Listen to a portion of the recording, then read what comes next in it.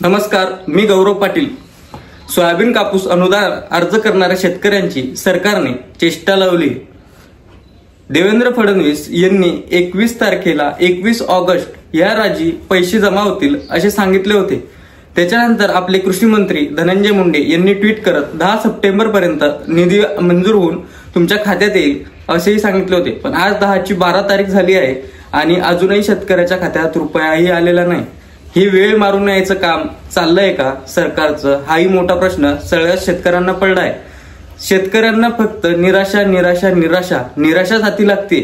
Soybean कापूस अनुदान तसं म्हटलं तर आतापर्यंत प्रत्येकाच्या खात्यात जमा व्हायला पाहिजे होतं, कारण यांनी पहिली तारीख 21 ऑगस्ट, दुसरी तारीख 10 सप्टेंबर दिली। पण आज पाहता 10 सप्टेंबर उलटून 2 दिवस झालेले आहेत, तरीही सोयाबीन कापूस अनुदान कुठल्याही शेतकऱ्याच्या खात्यात आलेलं नाही। शासनाने 4114 कोटी मंजूर केले होते, त्यातले सोयाबीनसाठी काहीतरी 2000 काहीतरी कोटी होते आणि कापसासाठी काही 1414 कोटी का काहीतरी असे रुपये शासनाने मंजूर केले आहेत। हे मंजूर करीत असताना शासनाने 2 हेक्टर पर्यंत 10,000 रुपये देण्याची मदत ठरवली होती। पण आता शेतकरी चिंतेत पडलाय की ही फक्त एक अंमलबजावणीच असणार आहे का काय, कारण अजूनही त्याची दखल घेतली जात नाहीये। कारण याद्या मंजूर करून खूप वेळ झालेला आहे।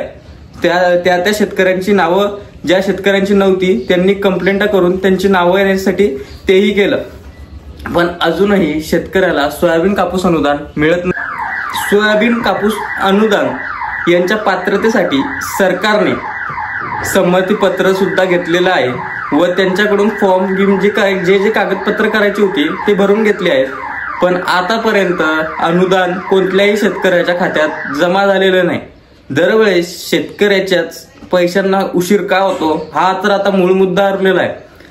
बघा तुम्ही आता सोलरच्या सबसिडी असतील, दुसऱ्या सबसिडी असतील, घरावरचे सोलर असो हे असो, त्याच्यात पटापट कसे एका मिनिटात पैसे जमा होतात। तो दुकानदार काय म्हणतो तुम्हाला एक सांगा, तुम्ही 1 लाख भरा साहेब, 80,000 मी सबसिडी मी काटून तुम्हाला करून देतो।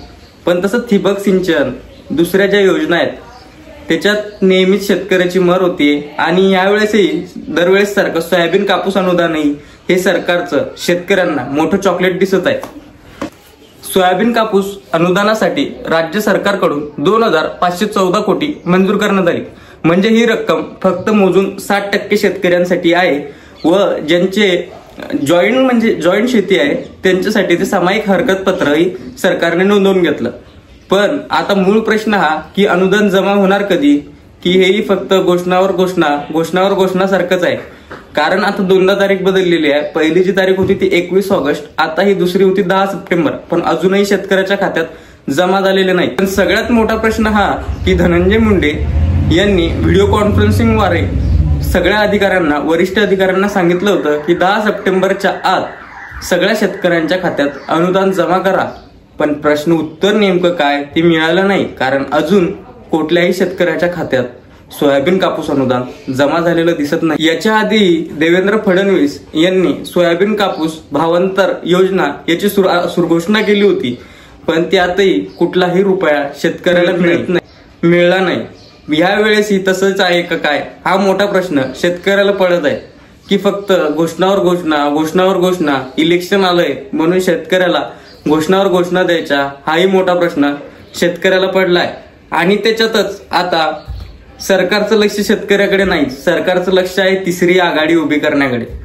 तिसरी आघाडी म्हणजे कोण तर आता तुम्हाला सांगतो, साध्या भाषेत सांगायचं म्हटलं तर बुलढाणा लोकसभेच्या याच्यात रविकांत तुपकर ज्यांनी 2.5 लाख मतं खाल्ले, त्याच्यामुळे नरेंद्र खेडेकर यांचा तारुण पराभव झाला। त्याच्यानंतर दुसरं उदाहरण म्हटलं तर कोल्हापूर हातकंगले इथे राजू शेट्टी आणि सतेज आबा पाटील, आणि याच्यात राजू शेट्टीने मतं खाल्ली व त्याच्यात सतेज आबा पाटीलचा पराभव झाला व त्याच्यात घेऊन धैर्यशील माने निवडून आले। आणि तिसरं सांगायचं म्हटलं तर जास्त काही दूर नाही, आपल्या अकोल्यात वंचित बहुजन आघाडीचे प्रकाश आंबेडकर हे उभे राहिले नसते तर अभय पाटील तेवढ्या मताने निवडून आले असते।